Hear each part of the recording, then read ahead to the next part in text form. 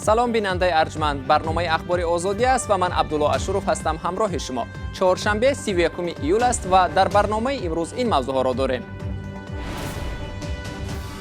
پولک هنگ پالکونیک سرهنگ، کمیته زبان و اصطلاحات میگوید در تاجیکی کردن اصطلاحات حربی متفقانه نو پیدا کرد. چرا 20 اصطلاحی که به واسطه تاریخی هستی ما، دولتداری ما، لشکرداری های ما زنده میکند و باز افتخار ما بلند میکنه، ما چرا رو نآوریم؟ 3 سال زندان برای 3 طلاق، حمایت از برابر حقوقی زنان و مردان و یا تعقیب مسلمانان در هندوستان. نشر نوار شکنجه محبوسان در قزاقستان چند نفر را از کرسی محروم کرد. اعتراض میکنم بعضی زندان مرا روح افتاده کرده به خودکشی میرساند. برنامه را با خبرها از تاجیکستان آغاز میکنیم.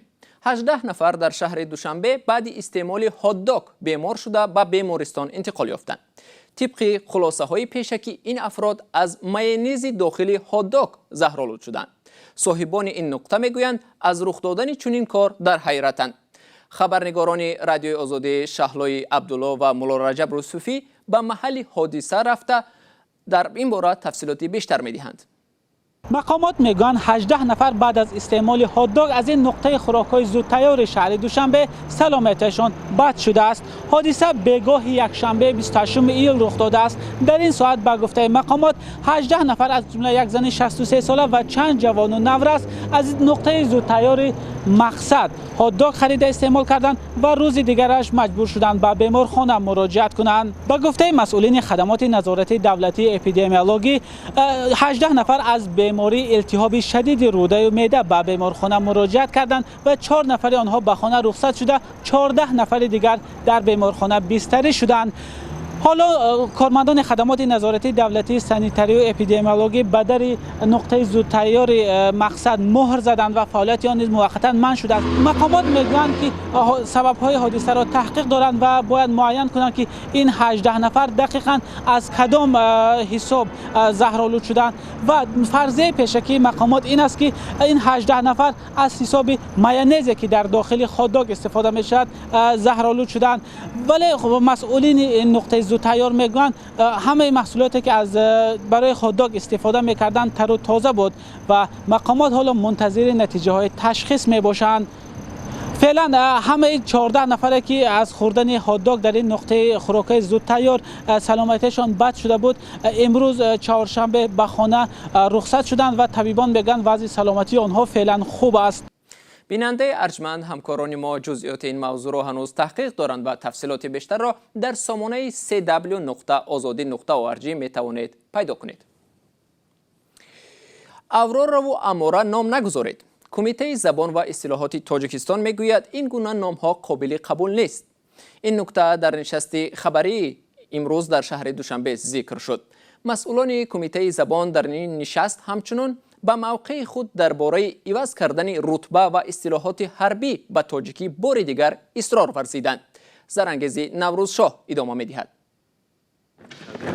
طرح برگردان کردن رتبه و اصطلاح‌های نظامی که از طرف گروه ویژه کوری بررسی شده بود برای تصدیق به مجلس نمایندگان پیشنهاد شده است. سال پیش کمیته زبان و اصطلاحات رتبه و اصطلاح‌های نظامی را به زبان تاجیکی برگردان و به مقامات پیشنهاد کرد. آن زمان وزارت دفاع ترجمه رتبه‌های حربی را به زبان تاجیکی نادرست و نه چندان مهم ارزیابی کرد. بعداً این موضوع در گروه ویژه کوری در نزد شورای امنیت وزارت دفاع دوباره بررسی شد. حالا کمیته زبان امید دارد ضمن اصلاح قانون عهده‌داری‌های حربی این پیشنهاد آنها هم به نظر گرفته می شود. مسئولین کمیته میگویند سر این موضوع در گروه کاری بحث و نافهمی ها زیاد بود. هزارها کلمه ها رو اصطلاحات رو در این دوران 30 سال استقلالیت از خود کرد. چرا 20 اصطلاحی که به واسطه تاریخی هستی ما، دولتداری ما، لشکرداری های ما زنده میکند و باز افتخار ما بلند میکنه، ما چرا رو نآوریم؟ مسئله برگردان کردن رتبه‌های حربی به زبان تاجیکی هم بارها در صفحه‌های مطبوعات و شبکه‌های اجتماعی مورد بحث قرار گرفته است. برخی از کارشناسان با نظر داشت نفوذ روسیه در تاجیکستان تاجیکی شدن رتبه‌های حربی را ناممکن می‌دانند. خیلی کس هم خیلی قبول میشه زیرا اینا علاقه مدتی زیاده از 100 سال در خون و پوست ما جایگیری شده هستند. اندیشه های ما در سمت حربی روسیه است، لباس های ما روسیه است. جانبداران پیشنهاد کمیته زبان و اصطلاحات برای تاجیکی کردن رتبه و فرمانهای حربی هم خیلی زیادند. تاجیکان قبل از روس‌ها و بعضی همسایه‌های ما که در در نزدیک ما میزیستند، تاجیکان دارای رتبه‌های حربی بودند به مانند سپهسالار و اگر ما به تاریخی از این هم بیشتر دورتر نظر افکنیم، مثلا دوره هخامنشیان یا ساسانیان یا اشکانیان، در اون زمان هم نیز سابقه خیلی زیاد دارد. با این وجود برخی از دانشمندان تاجیک بر این باورند که به تاجیکی تبدیل کردن اصطلاح‌های حربی که 100 سال اخیر رایج هستند مهم اما خیلی مشکل است. اگر اونها زبان رو میدونستند با کلمه سرهنگ ایراد نمیگرفتن و باعث تمسخر نمیکردن که سرهنگ این هنگ. در صورت قبول و تصدیق شدن اصطلاح‌های تاجیکی رتبه‌های حربی، نظامیان تاجیک باید با رتبه‌های گنرال و پالکوونیک که میراث دوران شوروی سابق است خیر و خوش کنند و به جای آن اصطلاح سالار و سرهنگ را استفاده برند. کمیته زبان و اصطلاحات تصمیم دارد در صورت پیروز شدن در این سمت بعد ترجمه رتبه‌های وزارت کارهای داخلی شروع کند. نوار شکنجه محبوس در یک زندان جنوبی قزاقستان باعث از کار راندن معاون رئیس محبس و بازداشت شدن 4 ناظر دیگر شد. ایرلند تورغونبایف وزیر کارهای داخلی قزاقستان روز 30 ایول به خبرنگاران گفت که نسبت ناظران بازداشت شده پرونده جنایتی باز شده است. استفاده شکنجه در زندانهای قزاقستان چندین سال این جانب از سوی حامیان حقوق داخلی و بین المللی تنقید شده است. تفصیلات بیشتر در گزارش اسکندری خواجه میرزاده. در شبکه‌های اجتماعی نواری وحشتناک پهن شده است که در آن ظاهراً شکنجه محبوسان یکی از زندان‌های قزاقستان به نظر می‌رسد. می‌خوای شکایت کنی؟ نه. واقعاً؟ نه، شکایت نمی‌کنم. در یک دیدن نوارهای ویدیو که در شبکه یوتیوب جای داده شده اند، شکنجه محبوسان در زندان زریچنی واقع در نزدیکی شهر المعطا مشاهده می شود. در یکی از نوارها محبوس 26 ساله دمیتری ارتیوشنکو از دادستانها کمک خواسته تاکید می کند که وضع رقت‌آور زندان او را به حالت خودکشی رسانده است. بر پایه ماده 20 کنستیتوسیای قزاقستان اعتراض میکنم. وضع زندان مرا روح افتاده کرده به خودکشی میرساند. بعد نشر نوارها مقامداران قزاق اعلان کردند که در این رابطه معاون رئیس یکی از زندانها و 4 ناظر محبس بازداشت شدند. اتهام آنها آشکار نشده است. سرپرست مقام رئیس نظام زندانهای قزاقستان علاوه کرد که 7 خادم دیگری محبس برکنار شدند. کمیسیون اخلاقی 7 نفر را به خاطر رفتار ناشایان برکنار نمود. رئیس محبس از مقامش سبکدوش شد. 2 معاونش برای رفتار ناشایان برکنار شدند. مأموریت بخش منطقوی مؤسسه های اصلاحی تنبیه گرفت. استفاده تلفن های موبیلی در زندان ها منع می باشد. احتمال از این رو مؤلفان نوارها خود را آشکار نکردند. شاید ارتوشنکو هم برای نشر اظهاراتش جزا گیرد. منصبدار قزاق با اشاره به سری تفتیشات از تقدیم معلومات بیشتر خودداری میکند. بر پایه قانون جنایی و سری تفتیشات ما نمیتوانیم چیزی کنیم. محبوسان و حامیان حقوق در گذشته هم از وضع ناگوار و شکنجه در زندانهای قزاقستان شکایت کردند. سال گذشته یک عده منصبداران برای داشتن نقش در شکنجه و مرگ یک محبوس از آزادی محروم شده بودند. پارلمان هندوستان با طرفداری از منع 3 طلاق اسلامی آواز داده آن را به جنایت برابر کرد.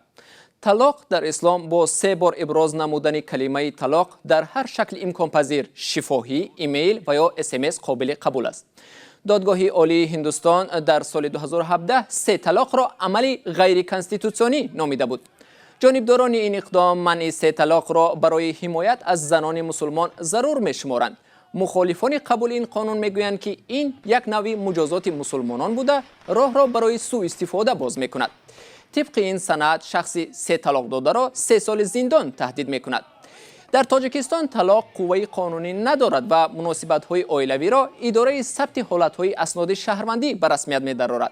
اما اکثر اهالی کشور خود را پیروی دین اسلام می‌دانند و حکم طلاق در جامعه پابرجاست. اخیراً سید مکرم عبدالقادرزاده رئیس شورای علمای مرکز اسلامی از ساکنان دعوت کرد که از تجربه SMS طلاق دست بکشند. بینندگان عزیز، رادیو آزادی آزمون بهترین ویدیو را زیر عنوان دهی من آغاز کرده است. خواهشمندان باید در یک نوار 1 دقیقگی دهه خود را به جهانیان نشان دهند. از طبیعت، آدمان، زندگی، مشکلات، همه چیز عجایبی دهه خود نقل کنید. نوار باید به یک سوال پاسخ دهد: چرا جهانیان باید دهه شما را ببینند؟ نوارهای خود را می توانید با واتساپ، ایمو، تلگرام و این صحیفه رادیو آزادی بفرستید. مهلت قبول نوارها تا 1 سپتامبر سال 2019 است. صاحبکاران چین میگویند در تاجیکستان خود را خیلی خوب حس میکنند و با مقامات مشکلی ندارند. این است که سرمایه‌گذاران چین یک پای دیگر کارخانه ها را در تاجیکستان فعال کرده و کارگران چینی را هم به کار جلب میکنند، در حالی که خود صاحبکاران تاجیک از فشار، تمجویی و سرباری گرانی انداز پیوسته شکایت دارند. سری موفقیت صاحبکاران چین در تاجیکستان چیست؟ پاسخ این سوال در گزارش تلویزیونی نسته شوریمه که مولا رجب یوسفی آن را تقدیم میکند. خواکسین سمنت شرکت چینایی یکی از سرمایه‌گذاران بزرگ در صنعت تاجیکستان است. شرکت در 2 سال 2 کارخانه ساخت و هر سال بیش از 2 میلیون تن سمنت استحصال میکند که 3/1 سمنت کل کشور است. خواکسین در تاجیکستان از امتیازهای اندازه برخوردار است. وقتی کارخانه خواکسین ساخته شد، در تاجیکستان هنوز سمنت نوعی اعلی استحصال نمیشد. آن را با نرخی گران از پاکستان و دیگر کشورها می آوردند. ما کارخانه را از اینجا کشاده با نرخی ارزانتر سمنت استحصال کردیم که برای کل مردم کشور دسترس شد. به همین منوال ما سهم خود را در اقتصاد تاجیکستان گذاشتیم. کارخانه ما از پرداختی انداز 3 سال آزاد کرده شد تا اینکه ما در فرصتی کوتاه همه کارخانه را بنیاد کنیم. حالا شرکت در 1 سال تقریباً 20 میلیون دلار انداز می‌دهد. این مبلغ چندان کلان نیست با نظر داشت آنه که نصف از محصولات استحصال کرده شرکت به افغانستان، ازبکستان و قرقیزستان صادر می شود. با کدام شرط و شرایط خواکسین سمنت در تاجیکستان کار می کند فاش نمی شود. تنها این معلوم است که سرمایه‌گذاران چینی از مقام و موقع خود رضایند. مشکلات مثل فشار مقامات، تمجوی، سرباری گرانی انداز که 10 شرکت در جمهوری با آن روبرویند، چینایی ها ندارند. ما تدریجاً متخصصان چینی را با متخصصان داخلی عوض می‌کنیم. این خراجات ما را کمتر می‌کند. مناسبت ما با حکومت بسیار خوب است. ما دائم با حکومت در تماس هستیم و به کار ما کسی خلل نمی‌رساند. حکومت چین از درباز استحصالات را که محیط اطراف را آلوده می‌کند از قلمروش بیرون می‌برد، از جمله به تاجیکستان. ماموریت شرکت‌های سمنت چین اصرار می‌ورزند که آنها از فناوری‌های نوترین استفاده می‌کنند و پرتاب به محیط اطراف کم است. اما استحصال سمنت از سرچشمه‌های اساسی گازهای گلخانه‌ای، غبار و از ساحه‌های صنعت که بیش از همه محیط اطراف را آلوده می‌کنند اعتراف شده است.